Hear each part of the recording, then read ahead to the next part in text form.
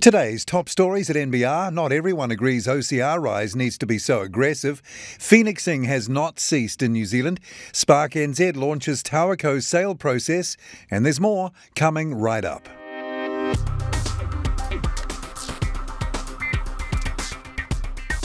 Kia ora and welcome to NBR Today, 100% subscriber funded and proudly brought to you by you, as is every story at nbr.co.nz. It's Monday, April the 11th. I'm Paul Brennan. Thanks again for joining us.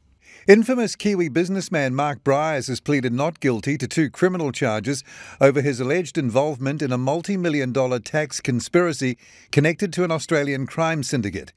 And an Australian court has heard that Bryce, whose assets are frozen, has been unable to obtain legal representation in the case, including an unsuccessful application for government-funded assistance.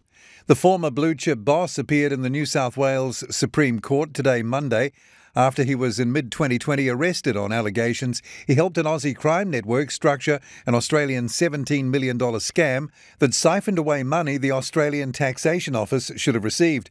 Bryce was one of 12 people caught up in Operation Bordelon, a joint sting by the Australian Federal Police and the Australian Securities and Investments Commission. While there are expectations the Reserve Bank should raise the official cash rate by 50 basis points to 1.5% this Wednesday, not everyone agrees it needs to be so aggressive. NZIER's Shadow Board is divided over how fast interest rates have to rise, with some Shadow Board members proposing a more cautious approach to interest rate rises this year. The recent weakening in business and consumer confidence due to uncertainty stemming from the spread of the more transmissible Omicron variant of COVID-19 and the war in Ukraine were provided as reasons for a more measured pace of monetary tightening, NZIER said in a statement.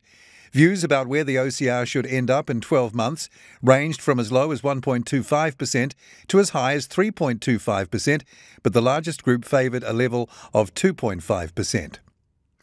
The Companies Office prosecuted an average of just 2 Phoenix Company cases a year between 2012 and 2020, details released to NBR under the Official Information Act show. The numbers had been redacted from the government's regulatory impact statement on the beneficial ownership register issued last month. The statement said activity related to illegal phoenixing had not ceased in New Zealand.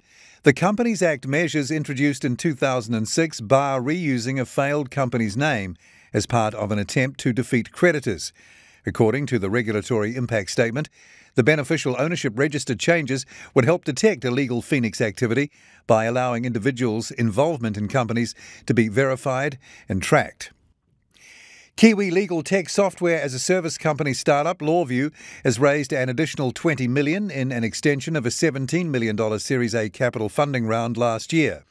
The funding was led by existing investors, New York-based global private equity and venture capital firm Insight Partners and Australian venture capital firm Airtree Ventures. And the company is not stopping there.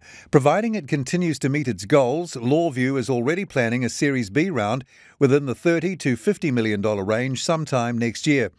Chief Executive and co-founder Sam Kidd said he was delighted with the latest support and the funding will help drive the company's growth plans.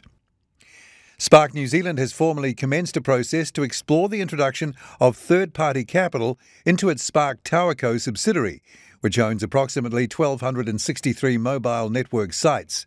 At the company's first-half results briefing in February, CEO Jolie Hodson said it owned about 1,500 sites, but this figure has been revised to exclude around 250 sites related to outbound co-location on third-party-owned infrastructure that have been considered out of scope. Forsyth Barr and Jardine have been appointed to undertake a market engagement process, but the NZX-listed company warned there was no guarantee a transaction would eventuate. The telco company intends to maintain a shareholding in Spark TowerCo, but has not specified to what level.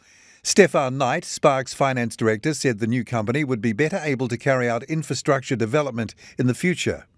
The full details of those stories and more are at nbr.co.nz right now. Tuesday at NBR, in Margin Call, Stephen Benny looks at the power of purpose within an organisation, while in his weekly column, Martin Devlin argues All Blacks should focus on winning games before new business ventures. I'm Paul Brennan. Join me again from around lunchtime tomorrow for the morning's NBR Trending Stories, then again from around 5:30 right here for another NBR Today.